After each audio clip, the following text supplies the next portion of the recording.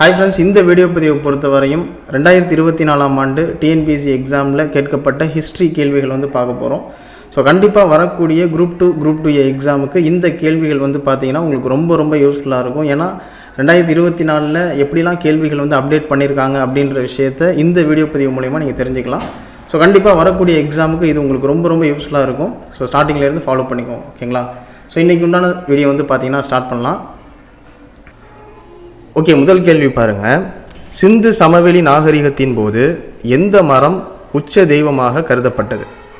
So சிந்து சமவெளி நாகரிகத்தில் எந்த மரத்தை உச்ச தெய்வமாக கருதுனாங்க அப்படின்னு சொல்லி பார்த்தீங்கன்னா ஸோ ஆன்சர் அரச மரம். சரிங்களா? ஓகே, அடுத்த கேள்வி பாருங்கள். எந்த முகலாய இளவரசின் படத்தொகுப்பு இன்றும் லண்டனில் உள்ள இந்திய அலுவலக நூலகத்தில் பாதுகாப்பாக வைக்கப்பட்டுள்ளது?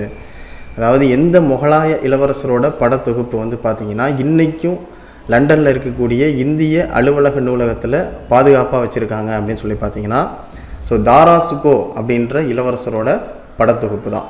சரிங்களா? ஓகே, அடுத்த கேள்வி பாருங்கள். பாமினி சுல்தான்கள் யாரை தமது தனிப்பட்ட மெய் காப்பாளர்களாக வைத்திருந்தனர்?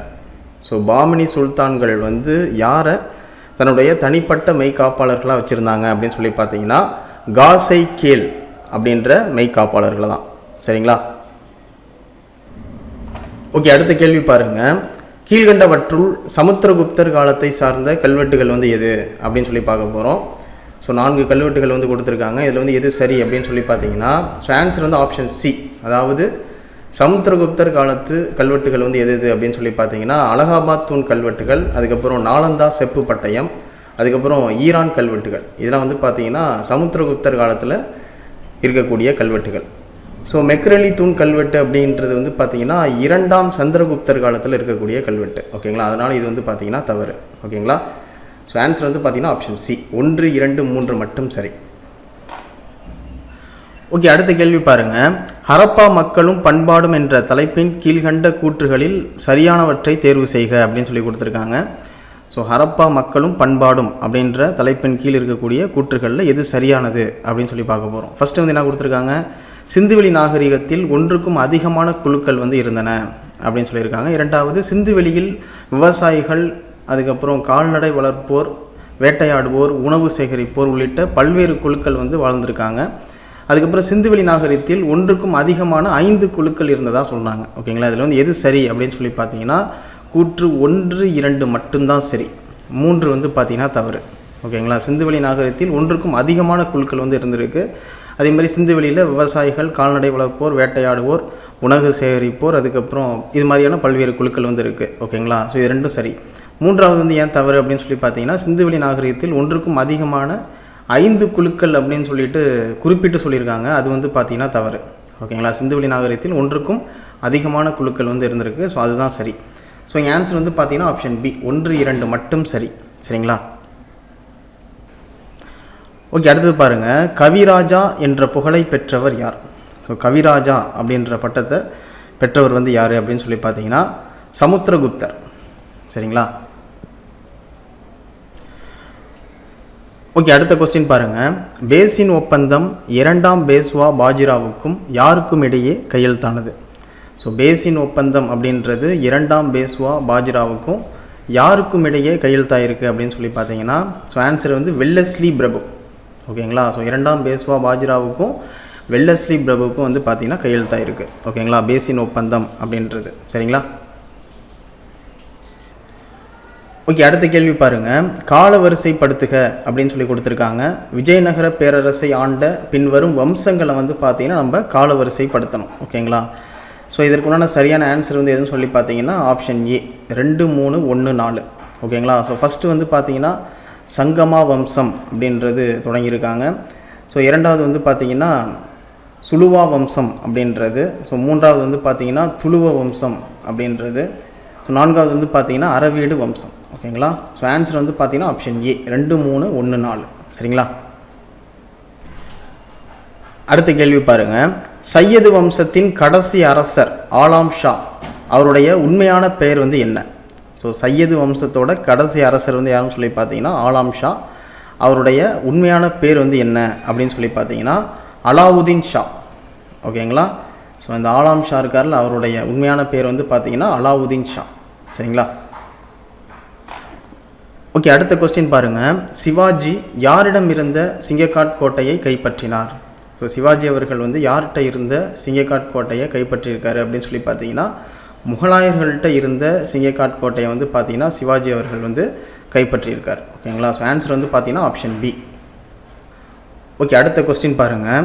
மொஹஞ்சதாரோவின் பசுபதி முத்திரையில் காணப்படக்கூடிய 4 விலங்குகளின் பெயர் என்ன?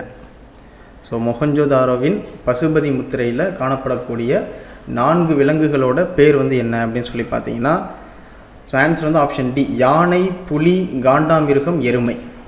சரிங்களா. ஓகே, அடுத்த கேள்வி பாருங்கள். சரியாக பொருந்தியுள்ள இணையை தேர்வு செய்க அப்படின்னு சொல்லி கொடுத்துருக்காங்க. 4 ஆப்ஷன் இருக்குது. இதில் வந்து எது சரியாக பொருந்தி இருக்குது அப்படின்னு சொல்லிட்டு பார்க்க போகிறோம். ஸோ ஃபஸ்ட்டு வந்து பார்த்தீங்கன்னா ஜமீன்தாரி முறை அப்படின்றது நில சுவாந்தார் முறை அப்படின்னு சொல்லி கொடுத்துருக்காங்க. இது வந்து பார்த்தீங்கன்னா சரியானது. ஸோ மகள்வாரி முறை அப்படின்றது சொந்த சாகுபடி முறை அப்படின்னு சொல்லி கொடுத்துருக்காங்க. இது வந்து பார்த்தீங்கன்னா தவறு. ரயத்துவாரி முறை அப்படின்றது இனவாரி முறை அப்படின்னு சொல்லி கொடுத்துருக்காங்க. இது வந்து பார்த்தீங்கன்னா தவறு. நில உடைமை முறை அப்படின்றது நிலங்களுக்கான உரிமை மற்றும் நிர்வகித்தல் பற்றியது அப்படின்னு சொல்லி கொடுத்துருக்காங்க. இது வந்து பார்த்தீங்கன்னா சரி. ஸோ ஆன்சர் வந்து பார்த்தீங்கன்னா ஆப்ஷன் டி, 1, 4 மட்டும் சரி. ஸோ இந்த மகள்வாரி முறை, ரயத்துவாரி முறை இதெல்லாம் வந்து பார்த்தீங்கன்னா நிலங்கள் ரீதியாக வரி வந்து வசூலிச்சிருப்பாங்க. ஓகேங்களா. ஸோ அந்த அமைப்புகளில் ஒன்று தான் வந்து பார்த்தீங்கன்னா இந்த மகள்வாரி முறை, ரயத்துவாரி முறை அப்படின்லாம். ஸோ இங்கே வந்து பார்த்தீங்கன்னா சொந்த சாகுபடி முறை, இனவாரி முறைன்னு சொல்லி கொடுத்துருக்காங்க. அதனால் வந்து பார்த்தீங்கன்னா இது வந்து தவறு. ஓகேங்களா. அடுத்த கேள்வி பாருங்கள்.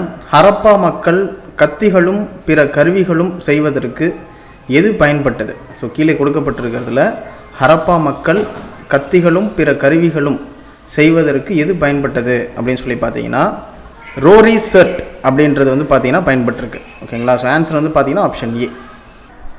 அடுத்த கேள்வி பாருங்கள். எந்த வம்சம் மம்லக் வம்சம் என்று அழைக்கப்படுகிறது? ஸோ எந்த வம்சத்தை மம்லக் வம்சம் அப்படின்னு சொல்லி அழைப்பாங்க அப்படின்னு சொல்லி பார்த்தீங்கன்னா அடிமை வம்சத்தை. ஓகேங்களா. ஓகே, அடுத்த கொஸ்டின் பாருங்கள். பின்வரும் ஆட்சியாளர்களில் லிச்சவி இளவரசி குமாரதேவியை மணந்தவர் வந்து யார்?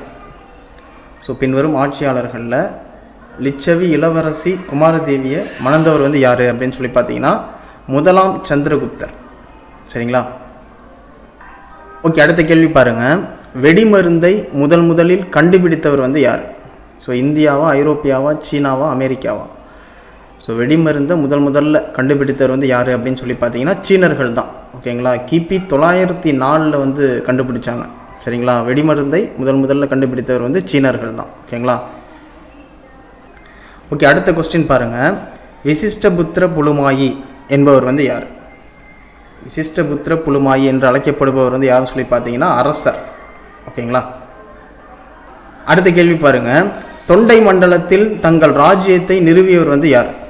தொண்டை மண்டலத்தில் தங்களுடைய ராஜ்யத்தை நிறுவியவர் வந்து யார் அப்படின்னு சொல்லி பார்த்தீங்கன்னா பல்லவர்கள். சரிங்களா.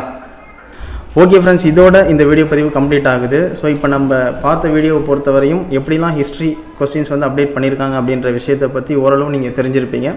ஸோ இதை பேஸ் பண்ணி வரக்கூடிய குரூப் 2 குரூப் 2A படிச்சுக்கோங்க. ஸோ கண்டிப்பாக அது வந்து பார்த்தீங்கன்னா உங்களுக்கு ரொம்ப யூஸ்ஃபுல்லாக இருக்கும். ஓகேங்களா.